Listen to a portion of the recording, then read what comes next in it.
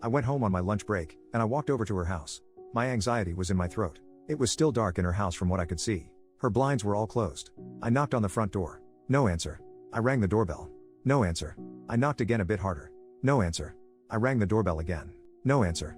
I knocked hard enough that I felt like she would be able to hear it from the bedroom. No answer. I had my phone out with her text message up and I start seeing the typing bubble. I am on AF King client call, stop knocking. I immediately left. I sent a text message saying sorry, I was just really worried about her. I thought more and added a little later on that I realized I went overboard with the knocking and I was really sorry. It went another full day and I didn't hear back. I talked to my father, who said it doesn't seem like she is communicating or treating you very well.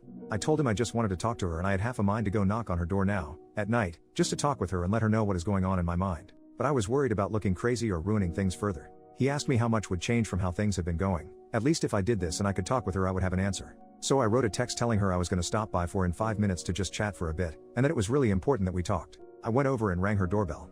No answer. So I went home and wrote a text telling her how much I liked her, and how this whole situation was making me feel. How I was feeling like I was being ignored and being treated less than. How I needed at least some communication. How a single text every once in a while would go such a long way. I told her this wasn't a you need to call me tonight or it's over, but I said I needed to hear from her. I woke up the following morning to see she had sent me a long text around 4 a.m., telling me how busy she has been, which I knew. How she has barely had capacity to even get to her desk. That she has been working 14-hour days and just crashing. Telling me that she'd already told me she would be unavailable. She said coming to her door while she was working and banging on it was incredibly uncalled for. She said her car had clearly been moved. She said that me doing that while I knew she would be unavailable, and she was at work, she works from home, during work hours is a hard line for her.